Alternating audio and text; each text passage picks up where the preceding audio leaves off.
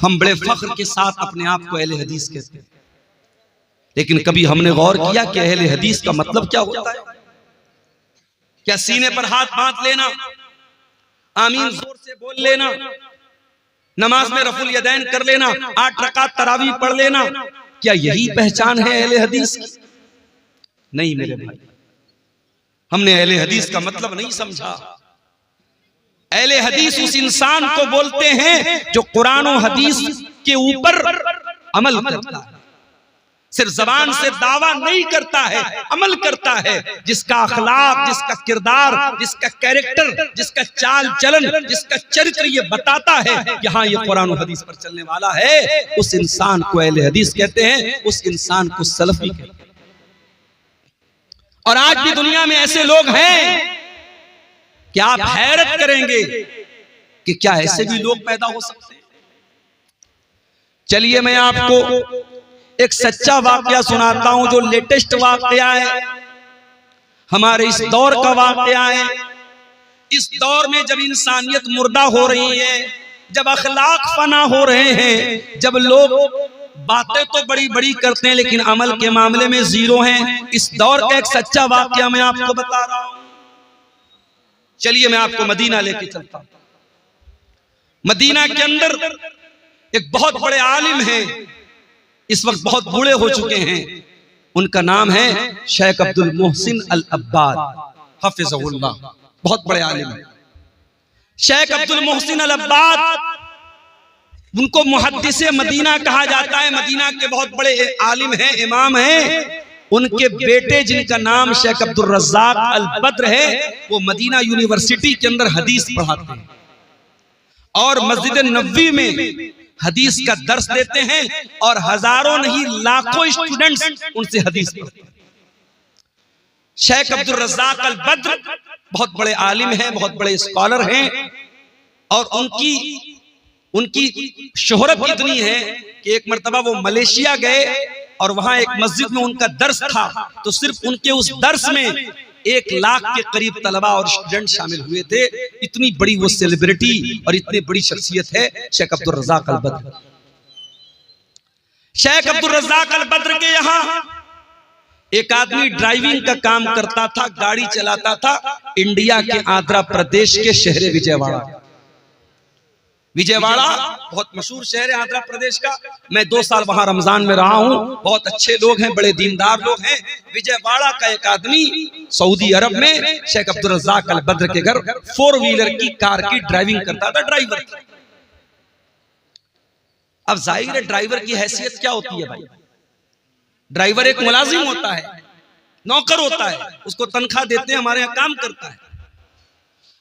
वो ड्राइवर बीमार पड़ गया, 20 साल तक उसने सर्विस की, फिर बीमार रहने लगा। उसने शेख से माजरत की कि अब मेरी तबीयत खराब रहती है, वो इंडिया वापस चला। आज के दौर में एक ड्राइवर गया, दूसरा ड्राइवर चलाया, कौन पूछने जाता है? शेख अब्दुल रज़्ज़ाक अल बद्र अपने उस बूढ़े ड्राइवर को रोजाना तो नहीं, महीने में 3-4 बार कॉल करके उसकी हालचाल पूछते हैं, उसकी तबीयत के बारे में रिपोर्ट लेते हैं।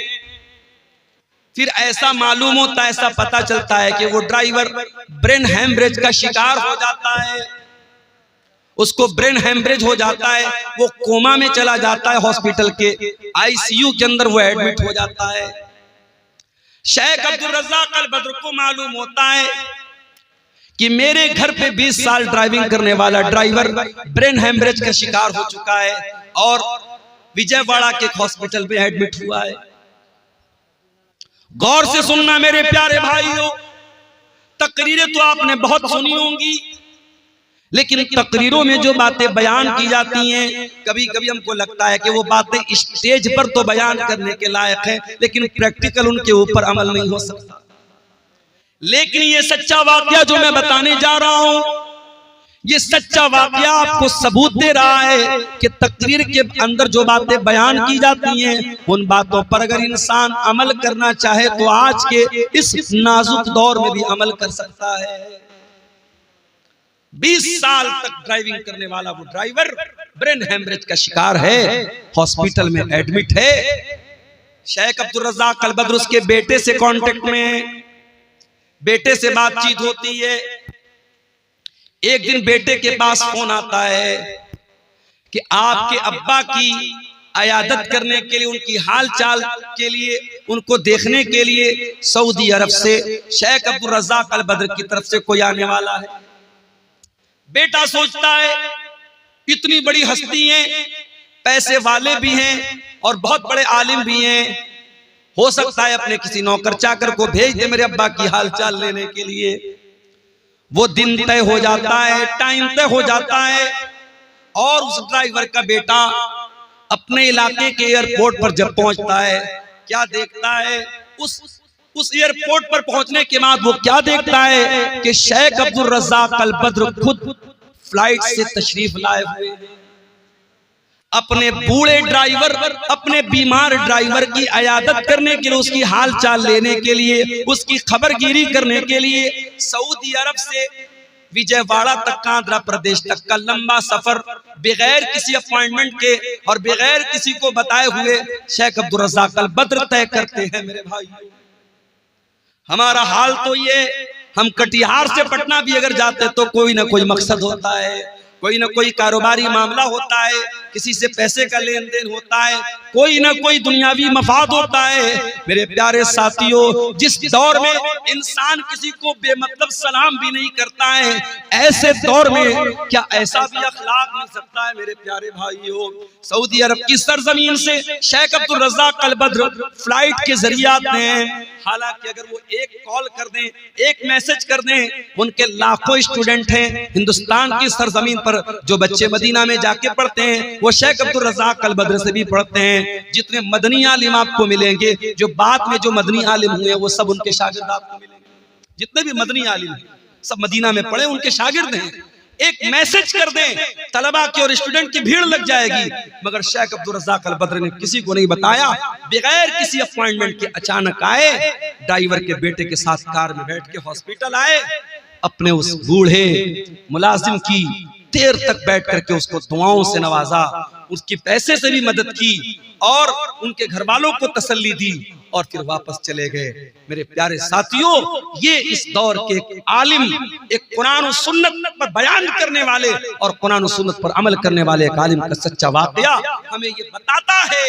मेरे भाइयों के दिल में अगर अल्लाह का डर हो, दिल में अल्लाह का खौफ हो, तो कुरान और सुन्नत की बातें सिर्फ स्टेज पर बयान नहीं होती हैं, उनके ऊपर अमल भी किया जा सकता है और आज के दौर में अमल करने वाले भी मौजूद हैं। हमारा मामला क्या है?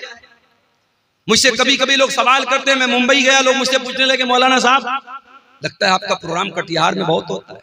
अच्छा, कुछ तो चैनल वालों की मेहरबानी है, एक ही तकरीर को वो 10 चैनल वाले, अब तो ये माशाल्लाह गिनती करना चाहे तो हम लोग गिनती भी नहीं कर सकते कितने कैमरे लगे हैं, इसमें क्या क्या नाम है चैनल का ये भी नहीं मालूम। अब तो मैं डरता हूं भाई, कौन सी बात कब निकल जाए और ये चैनल वाले क्या उसको उन्वान दे दें। डॉक्टर जाकिर नायक साहब के बारे में मैंने बड़े अदब के दायरे में, बड़ी तहजीब के दायरे में, इसी सीमांचल में तकरीर में उनकी कुछ बातों से इख्तिलाफ किया। अब चैनल वाला क्या थंबनेल डाल रहा है, डॉक्टर जाकिर नायक हनफी हो गया, डॉक्टर जाकिर नायक अहले हदीस नहीं, उससे बचो। अब लोग मुझसे सवाल कर रहे हैं कि आपने डॉक्टर जाकिर नायक के खिलाफ क्या बोला है, क्या बोला है। मैंने कहा भैया जाके चैनल वालों से पूछो। तो हालात तो ये है, मैं बयान कुछ करता हूं, उस पर रिपोर्ट कुछ लगा देते हैं। तो लोग मुझसे सवाल करते हैं मुंबई वगैरह में कि मौलाना लगता है आपका प्रोग्राम उधर जो है कटिहार साइड में, सीमांचल साइड में बहुत होता है। और हकीकत में अगर आप देखें, सिर्फ मेरी बात नहीं है, जो भी हमारे जमात के बड़े बड़े मुकर्रिरीन हैं, जैसे मौलाना जर्जीज साहब हो गए और इसी तरीके से और भी जो भी इस वक्त जो मुकर्रिरीन को हम जानते हैं, जो चल रहे हैं या जिनको सोशल मीडिया पे सुना जा रहा है, उसमें से बहुत सारे लोग आपके सीमांचल में आते हैं। सीमांचल में जलसे इतने हो रहे हैं, तकरीरें इतनी सुनी जा रही हैं, मगर असर क्यों नहीं हो रहा है? क्या बेपर्दगी में कोई कमी आ रही है? क्या शराब के नशे में कोई कमी आ रही है? क्या ज़िनाकारी और बदकारी में कोई कमी आ रही है? क्या शादी ब्याह में लेन देन में कोई कमी आ रही है? इसी बिहार की सरजमीन पर चंपारण के एक हमारे दोस्त हैं, साथी हैं, हमारे साथ पढ़ाने वाले टीचर हैं, उनकी बेटी के रिश्ते की बात आई। लड़का मामूली सा कोई काम करता है, मेहनत मजदूरी का काम करता है, 5 लाख रुपए की डिमांड की। वो टीचर हमारे साथ पढ़ाते, कहने लगे मौलाना ये हालात है हमारी जमात के लोग, अहले हदीस लड़का है, घर वाले बड़े पक्के अहले हदीस हैं, 5 लाख रुपए की डिमांड हुई है कि लड़की की शादी करना है, 5 लाख रुपया लेके आओ। मेरे भाइयों, दावा करना बंद कर दो अहले हदीस। तुम्हारे शादी ब्याह में अगर तुम कुरान और सुन्नत को फॉलो नहीं करते हो, लेन देन में अगर कुरान और हदीस को फॉलो नहीं करते हो, चाल चलन में कुरान और हदीस पर नहीं चलते हो, तो सिर्फ सीने पर हाथ बांध कर और रफुल यदैन करके अपने आप को अहले हदीस कहना बंद कर दो, बंद कर दो अहले हदीसों को बदनाम करना। हमारे दिल कठोर हो चुके हैं मेरे भाई, इतनी तकरीरें सुन रहे हैं मगर कोई असर नहीं पड़ रहा है। क्यों? कुरान का वो सवाल हमसे और आपसे भी हो रहा है। अलम यान लिल्लदीना आमनू, ऐ ईमान वालों वो समय कब आएगा, वो टाइम कब आएगा, वो वक्त कब आएगा, अन तख्शा कुलूबुहुम लिज़िक्रिल्लाह, कि अल्लाह का कलाम सुन करके सिर्फ तुम्हारे कानों को अच्छा नहीं लगेगा, बल्कि तुम्हारे दिल के ऊपर भी उसका इफेक्ट पड़ेगा, उसका प्रभाव पड़ेगा। हमारा हाल तो ये हो गया है, एक कान से सुनना है, दूसरे कान से, कान तक ताल्लुक है बस, दिल से कोई कनेक्शन नहीं है। हमारे नौजवानों को देख लो, हमारी बहनों को देख लो, नौजवान लड़कियों को देख लो, सारी मेहनत किस पर हो रही है? शरीर पर हो रही है, चेहरे पर हो रही है। लड़कों को देखो, जिम जा रहे हैं, चिकन खा रहे हैं, मटन खा रहे हैं, तो साहब बॉडी बन जाए। लड़कियों को देखो, आधा घंटा आईने के सामने खड़ी है, क्या कर रही है? मेकअप कर रही है। ब्यूटी पार्लर में दुल्हन जाती है, जाने के टाइम जो है वो उसका कलर कुछ और होता है, आने के टाइम कलर कुछ और होता है, डिजाइन पूरा बदल जाता है। आप देख ले, मेकअप पर इतनी मेहनत हो रही है, लेकिन इस पर कोई मेहनत नहीं हो रही है। अल्लाह ताला के यहाँ जिस चीज की वैल्यू है मेरे भाइयों, फेस की वैल्यू नहीं है। अल्लाह क्या हमारी बॉडी की वैल्यू नहीं है, अल्लाह ताला क्या हमारे दिल की वैल्यू है। इब्राहीम अलैहिस्सलाम दुआ करते हैं, वला तुखज़िनी यौम युबअसून, ऐ अल्लाह तू मुझे कयामत के दिन जलील मत करना, ऐ अल्लाह तू मुझे कयामत के दिन रुसवा मत करना। यौम ला यनफ़उ मालुन वला बनून, जिस दिन न माल काम आएगा न औलाद काम आएगी, इल्ला मन अतल्लाह बिक़ल्बिन सलीम। कयामत के दिन तो वही कामयाब होगा अल्लाह जो साफ सुथरा दिल लेकर के आए। तुम्हारे चेहरे कितने साफ सुथरे हैं, तुम्हारे बालों में कितनी खूबसूरती है, तुम्हारा शरीर कितना खूबसूरत है, अल्लाह ताला क्या ये मैटर नहीं करता है? हाँ, अल्लाह क्या ये मैटर करता है कि आपका दिल कितना साफ सुथरा है। कहीं ऐसा तो नहीं कि चेहरा तो बहुत अच्छा है, बॉडी तो बहुत मजबूत है, मगर दिल के अंदर गंदगी भरी है, दिल के अंदर लालच भरा है, दिल के अंदर खुदगर्जी भरी है, दिल के अंदर माल की मोहब्बत भरी है, दिल के अंदर दुनिया की मोहब्बत भरी है, दिल के अंदर शरारत भरी है। दिल साफ नहीं होगा मेरे भाइयों, हम अल्लाह के कामयाब नहीं हो सकते। दिल पर मेहनत करो, दिल पर मेहनत करो। इसीलिए अल्लाह कुरान के पहले पारे में कहता है, यहूदियों का जिक्र करते हुए, जब यहूदियों ने अल्लाह ताला की बहुत नाफरमानी की, बहुत गुनाह किया, अल्लाह ने फरमाया सुम्मा क़सत क़ुलूबुकुम मिन बादि ज़ालिका फ़हिय कल हिजारति औ अशद्दु क़स्वा। ऐ यहूदियों, तुम्हारे दिल पत्थरों से ज्यादा कठोर हो चुके हैं, पत्थरों से ज्यादा सख्त हो चुके हैं। व इन्न मिनल हिजारति लमा यतफज्जरु मिनहुल अन्हार। अरे पत्थर भी कुछ ऐसे होते हैं कि पत्थर के अंदर से नहरें बहती हैं। व इन्न मिन्हा लमा यशक्ककु फयखरुजु मिनहुल मा। पत्थर तो कुछ ऐसे भी होते हैं कि पत्थर पर जब बार बार पानी की बूंदें पड़ती हैं तो पत्थर में सुराख हो जाता है और पत्थर से पानी रिस रिस करके बहने लगता है। ऐ यहूदियों, ऐ अहले किताब, तुमने इतना अल्लाह को नाराज किया है, इतने गलत काम किए हैं, इतने अल्लाह को नाराज करने वाले काम किए हैं कि तुम्हारे दिल तो पत्थरों से ज्यादा सख्त। कुरान ने तो यहूदियों के बारे में कहा था। माफ करना मेरे भाइयों, हमें और आपको इस आयत को अपने ऊपर भी आज अप्लाई करने की जरूरत है। कहीं ऐसा तो नहीं कि हमारे दिल भी पत्थरों से ज्यादा कठोर हो गए। वही कुरान, जो कुरान डाकू सुनता था तो सुधर जाता था, तौबा कर लेता था। एक डाकू था जिसका नाम था फुज़ैल इब्न अयाज़। उसका काम था डाका डालना, लोगों के मकान में जाके चोरी करना, लोगों का माल हड़प लेना, लोगों का पैसा चोरी कर लेना।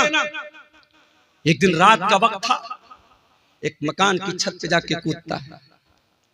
रात का सन्नाटा है, फुज़ैल इब्न अयाज़ डाका डालने के लिए, चोरी करने के लिए गया है। एक मकान की छत में कूदता है। दूर से कोई अल्लाह का बंदा अपने घर में बैठ के कुरान की तिलावत कर रहा है। उसकी तिलावत की आवाज फुज़ैल इब्न अयाज़ के कानों में पड़ती है और इत्तेफाक से वो इंसान कुरान की यही आयत पढ़ रहा है, अलम यअनि लिल्लज़ीना आमनू अन तख्शा कुलूबुहुम लिज़िक्रिल्लाह। ऐ ईमान वालो, क्या अभी वो समय नहीं आया कि अल्लाह का कलाम सुन करके तुम्हारे दिल पिघल जाएं, तुम्हारे दिल कांप जाएं, तुम्हारे दिल नरम पड़ जाएं। जब ये आयत हजरत फुज़ैल इब्न अयाज़ के कान में पड़ी, कहा अल्लाह, मैं तेरा इतना गुनहगार बन गया। कोई रात में बैठ के कुरान की तिलावत कर रहा है, कोई कुरान पढ़ रहा है और मैं बैठ के लोगों का माल चोरी कर रहा हूं, मैं डाका डाल रहा हूं। अय अल्लाह, मैं तौबा करता हूं तेरी बारगाह में। वो टाइम आ गया है अल्लाह, जिस टाइम के बारे में तू पूछ रहा है कि वो समय कब आएगा, वो समय आ चुका है। फुज़ैल इब्न अयाज़ ने सच्ची तौबा की, वहां से निकले। एक जगह अंधेरा था, बारिश का मौसम था, लोग एक जगह रुके हुए थे एक मकान में और आपस में बातें कर रहे थे। रात बहुत हो गई है, अब हमें यहीं रुक जाना चाहिए। किसी ने कहा नहीं, यहां रुको मत, हमें चलना चाहिए। क्या पता फुज़ैल इब्न अयाज़ नाम का डाकू कहीं छुपा हो और हमें पकड़ करके हमें लूट ले, मार ले, इससे पहले कि हमारा माल चोरी हो जाए, हमें यहां से निकल जाना चाहिए। फुज़ैल इब्न अयाज़ ने आसमान की तरफ देखा, कहा अल्लाह, तेरे बंदे आज मुझसे डरते हैं, उन्हें डर है फुज़ैल इब्न अयाज़ ना आ जाए, मेरा माल चोरी ना हो जाए, मेरे माल पे डाका ना पड़ जाए।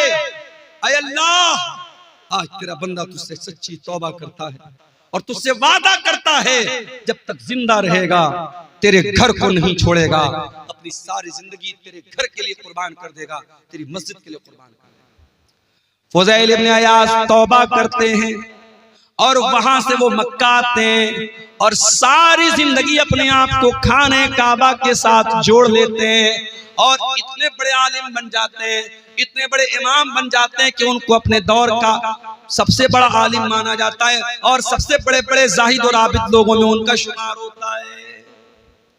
कुरान तो वही है मेरे भाई, कुरान वही है, कुरान की आयतें वही है। एक डाकू ने सुना और तौबा कर ली और हम और आप उस कुरान को सुनते हैं और हमारे दिल पर कोई असर क्यों नहीं होता? कुरान जवाब दे रहा है, सुम्मा क़सत क़ुलूबुकुम मिन बादि ज़ालिका, तुम्हारे दिल पत्थरों से भी ज्यादा कठोर हो चुके। इत्तेफाक से रमजान के लास्ट में उम्रा करने का मौका मिला, अल्लाह के फजल करम से, उसकी तौफीक से। अब उम्रा करने भी जो लोग जाते हैं, अल्लाह माफ करे, अल्लाह रहम करे, उम्रा की बरकत भी धीरे धीरे खत्म हो रही।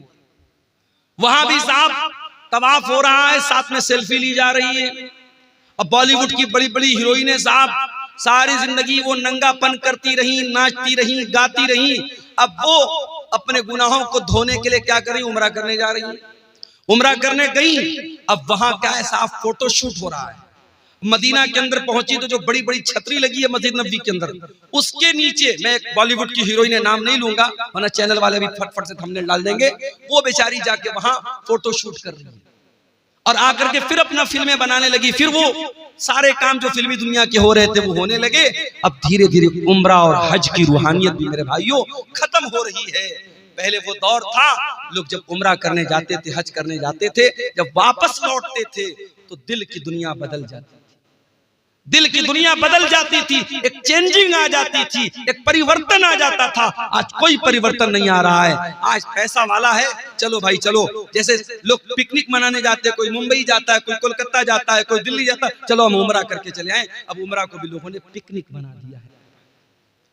सच्चे दिल से कोई उम्रा करे, अगर कोई अपने हलाल कमाई से और सच्चे दिल से कोई हज और उम्रा करे, अल्लाह के नबी ने फरमाया कि लगातार हज और उम्रा करने से इंसान के गुनाह मिट जाते हैं और इंसान की गुर्बत और फक्र व फाका खत्म होता है, इंसान के माल में बरकत होती है। मगर अफसोस हमारे दिल इतने कठोर हो चुके हैं कि आज हम और आप उम्रा करने और हज करने जा रहे हैं तो वहां भी हम दुनियादारी कर रहे हैं। मेरे प्यारे साथियों, ये दिल के कठोर होने की हरम के अंदर आज भी जब कुरान पढ़ा जाता है, अल्लाह की कसम खा करके कहता हूं, आप बिहार के सीमांचल के रहने वाले, आपको अरबी जबान तो नहीं आती होगी, आमतौर से आप अरबी जबान का मतलब नहीं जानते होंगे, मगर इमाम जब हरम के अंदर कुरान पढ़ता है ऐसा लगता है कि कुरान हमारे दिलों को चीर रहा है। जब अजाब की आयतें आने लगती हैं, जब जहन्नम की आयतें आने लगती हैं और हरम का इमाम उस आयत के ऊपर रोने लगता है, मैं देखता हूँ मुसल्लियान भी रोने लगते हैं, मैं देखता हूँ उसमें अफ्रीका का काला भी रो रहा है, उसमें यूरोप का गोरा भी रो रहा है, उसमें बांग्लादेश का बंगाली भी रो रहा है, उसमें इंडिया का इंडियन भी रो रहा है। जिनकी जबान अरबी नहीं है, जिनको अरबी जबान नहीं आती है, जो अरबी जबान को नहीं समझते, मगर कुरान की ऐसी कैफियत है मेरे भाइयों, कुरान का ऐसा असर है कि कुरान डायरेक्ट दिल पर असर करता है। इसलिए मैं अक्सर अपने नौजवानों से कहता हूं कि ये क्या म्यूजिक के चक्कर में पड़े हो, कार चला रहे हो म्यूजिक बजा रहे हो। अभी मेरा एक प्रोग्राम था दरभंगा में, अब ड्राइवर बेचारा गैर मुस्लिम था, रात का टाइम था, मुझे जल्दी निकलना भी था, सुबह क्लास भी करनी थी। ड्राइवर ने कहा मौलाना साहब अगर इजाजत हो तो गाना बजा लो। मैंने कहा भाई तो बड़ा गड़बड़ मामला है यार, अब तो मुझसे गाना बजाने की इजाजत मांग रहे हो। मैंने कहा देखिए रात का समय है, आपको भी नींद लग रही, तकरीर करके आप थके हारे हैं, और मैं अगर कुछ बजाऊंगा नहीं तो मुझे भी नींद आने लगेगी, फिर एक्सीडेंट हो सकता है। मैंने कहा अच्छा चलो ठीक है, तुम गाना बजाना चाहते हो बजा लो, हल्की आवाज में बजाओ, मैं पीछे लेट जाता हूं, सो जाओ। तो ये गैर मुस्लिम कर रहा है, चलो भाई उसका कोई इस्लाम से ताल्लुक नहीं है, मगर मुसलमान ड्राइवरों को मैं देखता हूं, मुसलमान लड़कों को देखता हूं, उनके कार का जो साउंड सिस्टम होता है उसमें अगर कभी कभी ऐसा भी होता है ना, मेरे सामने तो गाना नहीं बजाते, कभी कभी गलती से बजने लगती, जल्दी से बंद कर दे, तो गाना बजा रहा है आज हमारा नौजवान। ये नहीं सोचता है अगर कार चलाते हुए अल्लाह न करे एक्सीडेंट हो गया, मौत आ गई, उसी हाल में हम मर गए, तो कयामत के दिन जब हम उठेंगे तो उस दिन भी गाना सुनते हुए और गाना बजाते हुए उठेंगे। ये कितनी बदनसीबी की मौत होगी, कितने अफसोस की मौत। कानों में ईयरफोन ठूस के और कानों में एयरपोर्ट ठूस करके वो गाना सुन रहा है, अल्लाह न करे उसी हाल में अगर रूह निकल गई और दिल की धड़कन बंद होगी तो क्या हाल होगा। इसलिए कि अल्लाह के नबी फरमाते हैं इन्नल अब्दा युबासु अला मा मात अलैहि, बंदा जिस हाल में मरेगा उसी हाल में कयामत के दिन उठाया जाएगा। जो कुरान पढ़ते हुए मरेगा वो कुरान पढ़ते हुए उठाया जाएगा, जो गाना सुनते हुए मरेगा वो गाना सुनते हुए उठाया जाएगा, जो गंदी वीडियो देखते हुए मरेगा वो गंदी वीडियो देखते हुए उठेगा, जो ज़िना करते हुए मरेगा वो ज़िना करते हुए उठेगा, जो शराब पीते हुए मरेगा वो शराब पीते हुए उठेगा, जो हलाल काम करते हुए मरेगा वो हलाल काम करते हुए उठेगा। हत्ता के अगर कोई हाजी हज करने गया है, अल्लाह के नबी ने फरमाया अगर इहराम की हालत में हाजी का इंतकाल हो जाए तो उसको अलग से कोई कफन पहनाने की जरूरत नहीं है, उसी इहराम के कपड़े में उसे कफना दो। इसलिए कि कयामत के दिन वो हाजी जब उठेगा तो उसी इहराम के कपड़े में उठेगा और लब्बैक अल्लाहुम्मा लब्बैक कहते हुए उठेगा। मेरे साथियों, अगर आपको गाना और म्यूजिक से प्यार और मोहब्बत है और आपके दिल को गाने की आवाज से सुकून मिलता है, म्यूजिक से सुकून मिलता है, तो ये इस बात की पहचान है कि दिल के अंदर ईमान बहुत कमजोर हो चुका है, दिल मुर्दा हो रहा है। इसलिए कि कुरान कहता है अला बिज़िक्रिल्लाहि तत्मइन्नुल कुलूब, ईमान वालों के दिल को तो अल्लाह के जिक्र से सुकून मिलता है, ईमान वालों के दिलों को तो कुरान से सुकून। हमारे प्यारे नबी सल्लल्लाहु ताला अलैहि वसल्लम कुरान पढ़ा भी करते थे और कुरान सुना भी करते थे। एक मर्तबा आपने हजरत अब्दुल्लाह बिन मसूद से कहा, अय अब्दुल्ला तुम मुझे कुरान पढ़ के सुनाओ। अब्दुल्ला बिन मसूद बहुत अच्छा कुरान पढ़ते थे, बहुत खूबसूरत आवाज थी। अब्दुल्ला बिन मसूद ने कहा कि अल्लाह के रसूल मैं आपको कुरान पढ़ के सुनाऊं, ये कुरान तो आप ही के ऊपर उतरा है, मैं आपको कैसे पढ़ के सुनाऊं। आपने फरमाया ऐ अब्दुल्ला इन्नी उहिब्बु अन अस्मअहु मिन गैरी, आज मैं दूसरे के मुंह से कुरान सुनना चाहता हूं, आज तुम मुझको कुरान पढ़ के सुनाओ। हजरत अब्दुल्ला कुरान पढ़ने लगे। अल्लाह के नबी सुन रहे हैं, हजरत अब्दुल्ला कुरान पढ़ रहे हैं। अल्लाह अकबर। अल्लाह के नबी बैठ करके कुरान सुन रहे हैं। मेरे नौजवानों जरा दिल पे हाथ रख के बताओ, आखिरी बार तुमने अपने मोबाइल में कुरान कब सुना? चलो आओ इसी बात पर चेक किया जाए, तुम्हारे YouTube की हिस्ट्री चेक की जाए, तुम्हारे ब्राउजर की हिस्ट्री चेक की जाए, तुमने लास्ट टाइम कुरान को कब प्ले किया था, तुम्हारे मोबाइल में कुरान कब तुमने सुना था, कुरान को कब चलाया था, चेक किया जाए तो शर्मिंदगी उठानी पड़ जाएगी, शर्मिंदा होना पड़ जाएगा। मोबाइल आप लॉक करके वापस रख दे, नहीं मौलवी साहब रहने दीजिए। ये हालात है हमारे। हमारा नौजवान आज कुरान को न पढ़ता है न सुनता है। तुम्हारे नबी का हाल ये है, नबी कुरान सुन रहे हैं, हजरत अब्दुल्ला कुरान पढ़ रहे। अब्दुल्ला बिन मसूद कहते हैं मैं कुरान पढ़ने लगा, अल्लाह के प्यारे नबी गौर से कुरान को सुनने लगे। मैं सूरह निसा की तिलावत कर रहा था, मैं पढ़ते पढ़ते जब सूरह निसा की आयत नंबर 31 के ऊपर पहुंचा, फकैफ़ इज़ा जिना मिन कुल्लि उम्मतिन बिशहीद व जिना बिका अला हाउलाई शहीदा।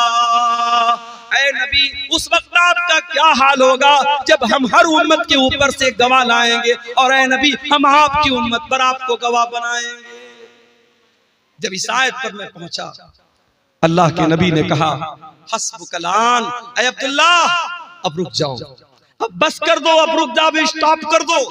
हजरत अब्दुल्ला बिन मसूद कहते हैं मैंने नजरों को उठा करके देखा कि अल्लाह के नबी मुझको क्यों रोक रहे हैं, क्यों मना कर रहे हैं। फैज़ा ऐनाहु तज़रिफान, मैंने क्या देखा कि अल्लाह के नबी की आंखों से आंसू बह रहे हैं, अल्लाह के नबी रो रहे हैं, अल्लाह के नबी की आंखों से आंसू बह रहे हैं। वो जिम्मेदारी का जो एहसास आपको हुआ, जो जिम्मेदारी कयामत के दिन आपके कंधों पर डाली जाएगी, उस जिम्मेदारी को याद करके अल्लाह के नबी रो रहे हैं। नबी तो रोए अपनी जिम्मेदारी को याद करके, और हम और आप बस इसी पर फख्र करें कि साहब हम तो अहले हदीस हैं, जन्नत हमारे बाप की है, जन्नत का सर्टिफिकेट हम लेके बैठे हैं। हम और आप कभी हमें कुरान पढ़ करके और सुन करके हमें रोने की नौबत हमें नहीं आती। मेरे भाइयों, ये आंखें खुश्क है मौला, इन्हें रोना नहीं आता। ये आंखें खुश्क है मौला, इन्हें रोना नहीं आता। कभी गौर करो मेरे भाइयों, आखिरी बार आपकी आंखों से आंसू अल्लाह के खौफ से कब निकले? किसी के मरने पे निकले होंगे, कोई तकलीफ हुई होगी निकले होंगे, कोई दर्द हुआ होगा निकले होंगे, मगर इन आंसुओं से अल्लाह के खौफ से आंसू कब निकला था? जरा सोचना मेरे भाइयों, जरा हम सब अपने गिरबान में झांकी और सोचें, अल्लाह के खौफ से आंसू कब निकला था?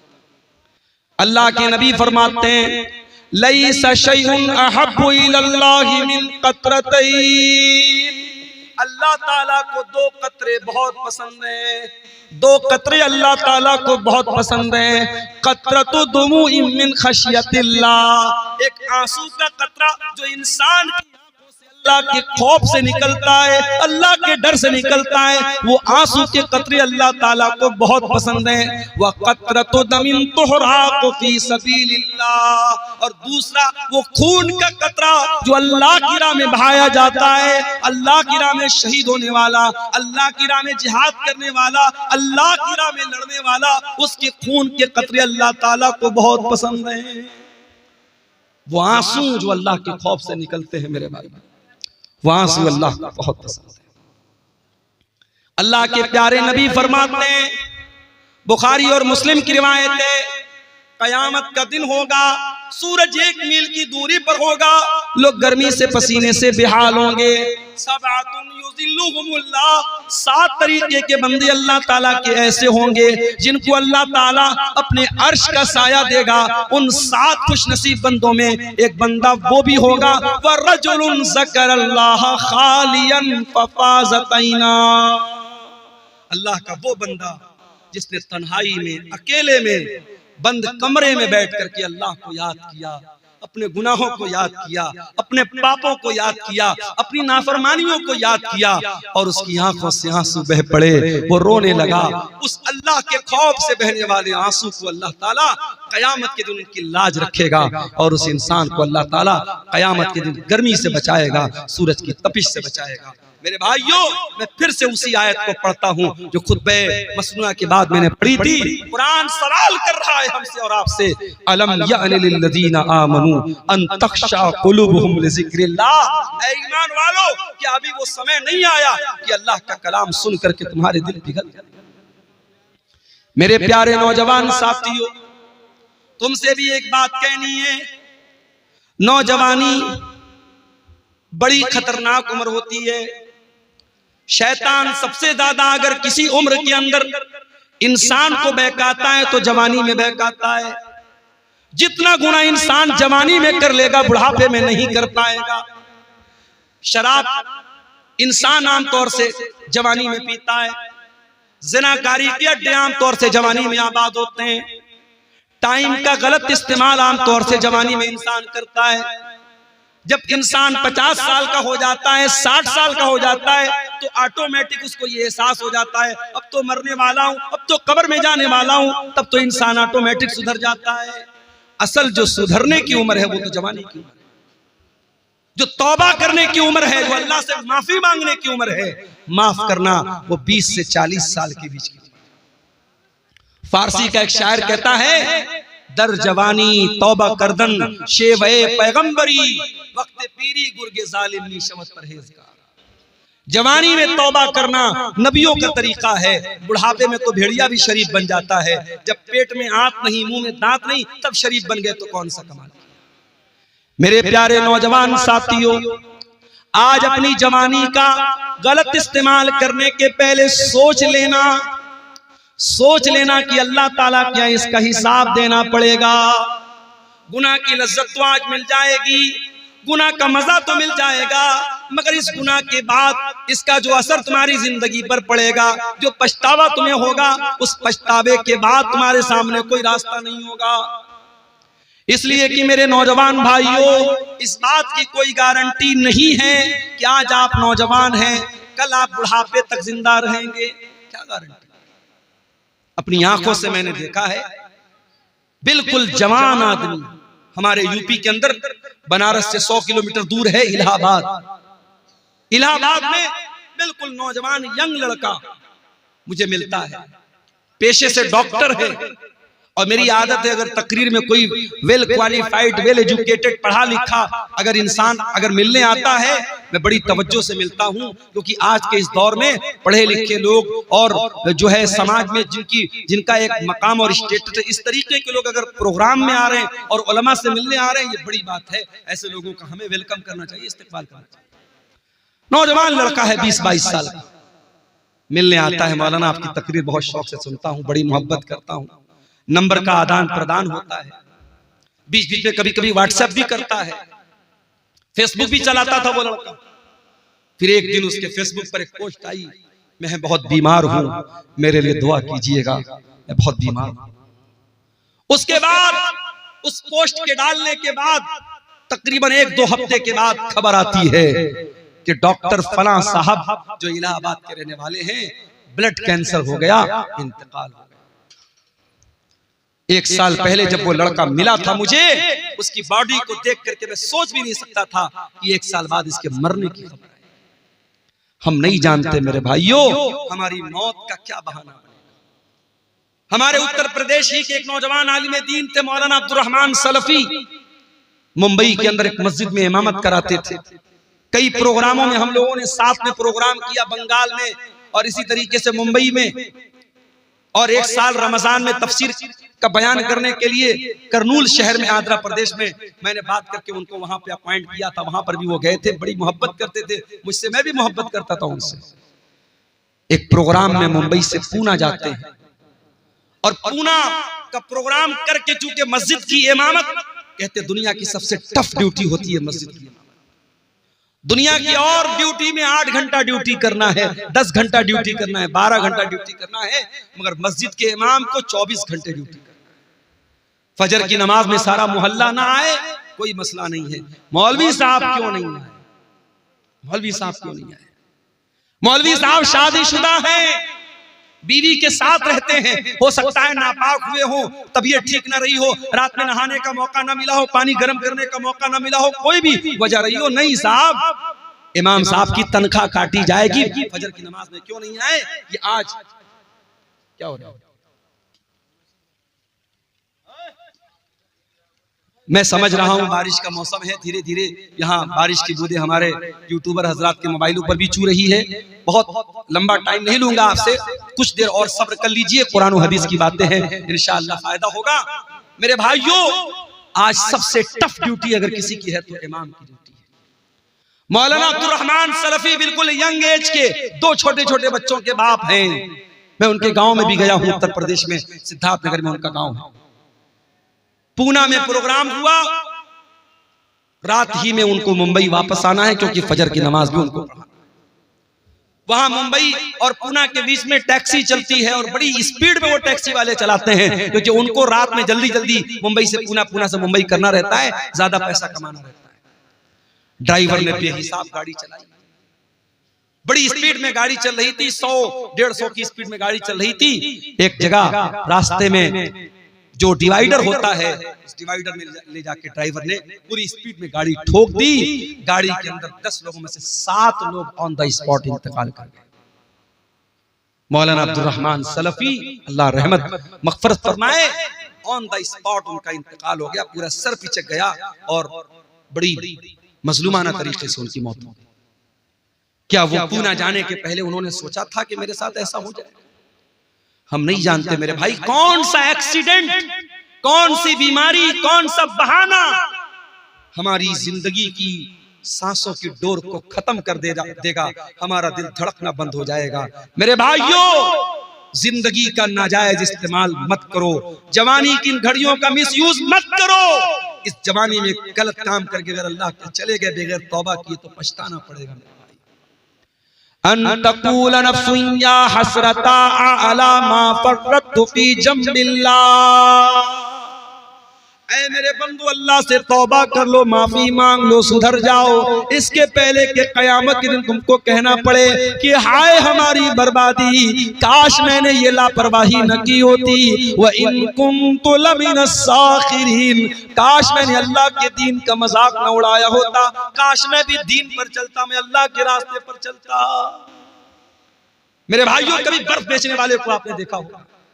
बर्फ बेचने वाला जितना जल्दी पॉसिबल हो बर्फ बेच के निकल जाना चाहता है, क्योंकि जितनी तेजी से उसकी बर्फ पिघलेगी उसका पैसा बर्बाद हो जाएगा। एक आदमी मार्केट में बर्फ बेच रहा था, सुबह से दोपहर हो गई, थोड़ी सी उसकी बर्फ बिकी थी और बड़ी तेजी से दिन गुजर रहा है और बर्फ उसकी पिघलती चली जा रही है।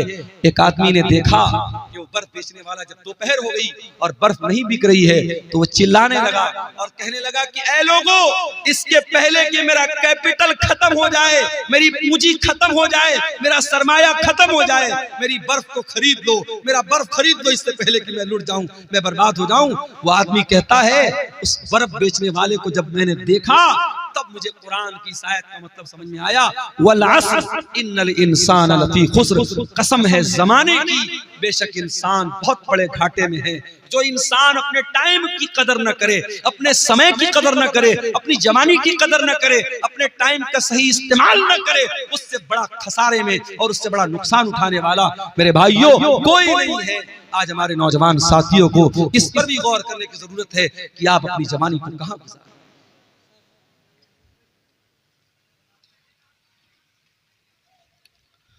कुरान का वो सवाल हमसे और आपसे हो रहा है, अलम यान लिल्लज़ीना आमनू अन तख्शा कुलूबुहुम लिज़िक्रिल्लाह, क्या ईमान वालों के लिए अभी वो समय नहीं आया कि अल्लाह का कलाम सुन करके उनके दिल पिघल जाएं, नरम पड़ जाएं। आज हमारे दिल इतने कठोर हो चुके हैं, मुर्दे को दफनाने के लिए कब्रिस्तान में लेकर के जाते हैं, अपने हाथों से कफनाते हैं, दफनाते हैं, मिट्टी देते हैं, फिर भी हमको ये एहसास नहीं होता कि एक दिन हमारे साथ यही होने वाला है।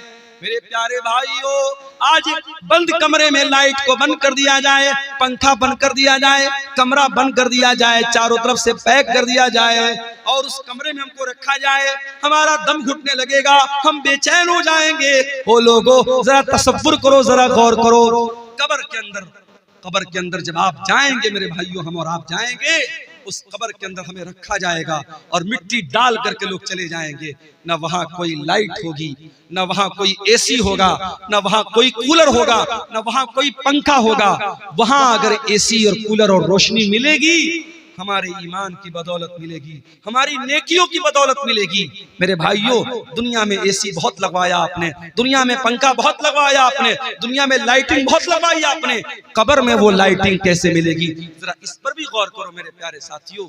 आज दिल की कठोरता का ये हाल है, दिल की सख्ती का ये हाल है कि कब्रिस्तान में मुर्दे को दफनाने के टाइम भी हमारी आंखों से ना आंसू बहता है, न हमारे दिल पर कोई असर पड़ता है।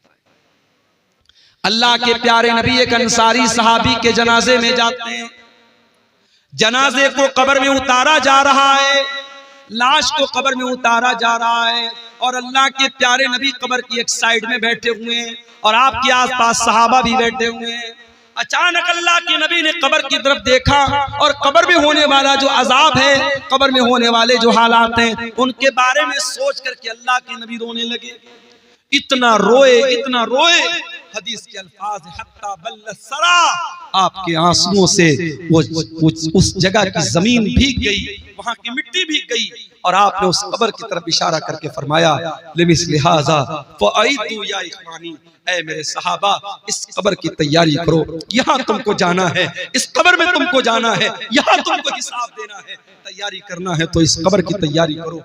मेरे प्यारे साथियों, आज हालात ये हैं, मैं आपके कटिहार का हाल नहीं जानता, मैं आपके पूर्णिया अररिया का हाल नहीं जानता, मगर बनारस के कब्रिस्तानों में मैंने देखा कि बहुत सारे नौजवान कब्रिस्तान पे बैठकर जुआ खेलते हैं, बहुत सारे नौजवान कब्रिस्तान पे बैठ के शराब पीते हैं, बहुत सारे नौजवान मोबाइल पर गंदी वीडियो देखते हैं। यानी जहां हमारे मुर्दे दफन हैं, जहां अपने अपने अमल के हिसाब से कब्र में उनके साथ मामला हो रहा है, उस कब्रिस्तान में बैठ करके भी आज इंसान अल्लाह को याद नहीं करता है, मौत को याद नहीं करता है।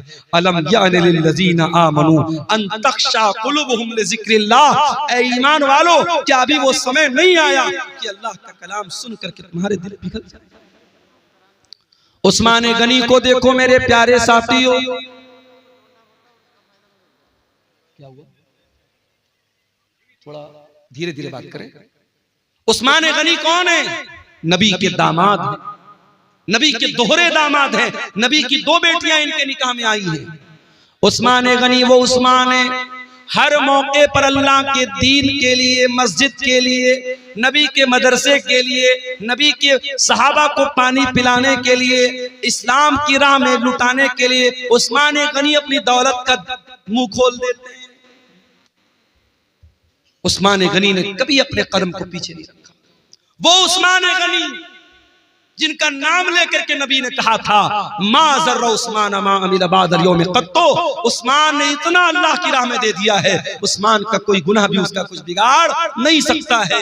वो उस्मान गनी जब कब्रिस्तान से गुजरते थे, ज़ारो कतार रोने लगते थे। किसी ने पूछा क्या है उस्मान, क्या बात है? जन्नत की बात आती है तो आप नहीं रोते हैं, जहन्नम की बात आती है तो आप नहीं रोते हैं, कब्रिस्तान को देख करके क्यों रोने लगते हैं? उस्मान गनी कहते हैं, ओ लोगों, मैंने अपने प्यारे नबी को ये फरमाते हुए सुना है, इन्नल क़ब्र अव्वलु मंज़िल मिन मनाज़िलिल आखिरह, ये कब्र आखिरत की पहली सीढ़ी है, कब्र आखिरत की पहली मंजिल है। जिसने इस मंजिल को पार कर लिया उसके लिए आगे की मंजिल आसान है। ऐ लोगों, जब मैं कब्र को देखता हूँ मुझे अपनी आखिरत याद आ जाती है और मैं अपने आंसुओं पर कंट्रोल नहीं कर पाता। आज हमें और आपको क्या कब्रिस्तान पे जाके मौत याद आती है? नहीं याद आती। आज तो कब्रिस्तान और कब्र पर भी आज मेला लगता है। आपको यकीन ना आए, मुंबई की हाजी अली की दरगाह पे जाके आप देख लें, यकीन ना आए लखनऊ की देवा की दरगाह पे आप जाके देख लें, यकीन ना आए अंबेडकर नगर बसखारी में कछौचा की दरगाह पे आप जाके देख लें, यकीन ना आए अजमेर में ख्वाजा मोइनुद्दीन चिश्ती अजमेरी की दरगाह पे जाके देख लें। वहां आपको लड़कियां भी नजर आएंगी, लड़के भी नजर आएंगे, शिर्क भी हो रहा है, नजरों का गुनाह भी हो रहा है, बदचलनी और बेहयाई भी हो रही है। आज कब्र पे जाके मौत किसको याद आती है? मेरे प्यारे साथियों, कुरान का सवाल बरकरार है, अलम यानि लिल्लज़ीना आमनू अन तख्शा कुलूबुहुम लिज़िक्रिल्लाह, ऐ ईमान वालों, क्या अभी वो समय नहीं आया कि अल्लाह का कलाम सुन करके तुम्हारे दिल पिघल जाए?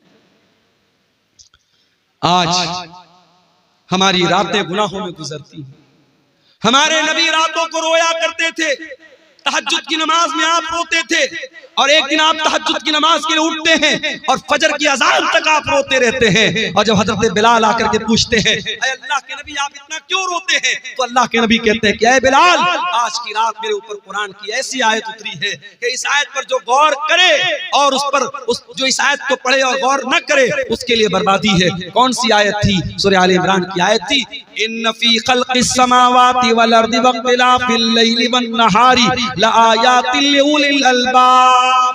बेशक उन लोगों जमीन व आसमान की तख्लीक के अंदर और रात और दिन के आने जाने के अंदर गौर करने वालों के लिए, अक्लमंद लोगों के लिए निशानियां हैं। इन तमाम कायनात के अंदर जो गौर करता है वो अक्लमंद है, और उस अक्लमंद इंसान की पहचान क्या है? वो अल्लाह को याद करता है, वो उठते बैठते लेटते जागते अल्लाह को याद करता है। बारिश तेज हो रही है मेरे ख्याल से। ये एक साहब ने कुछ सवालात किए हैं, इनको देख लेते हैं। औलाद को जायदाद से महरूम करना कैसा है? गुनाह है, बहुत बड़ा गुनाह है। औलाद जितनी भी नाफरमान हो, औलाद को, माँ बाप को ये अधिकार नहीं है कि उसको जायदाद से आप महरूम कर। मैं इसी कटिहार के इलाके में बयान कर चुका हूं कि बहुत सारे ऐसे केस भी देखने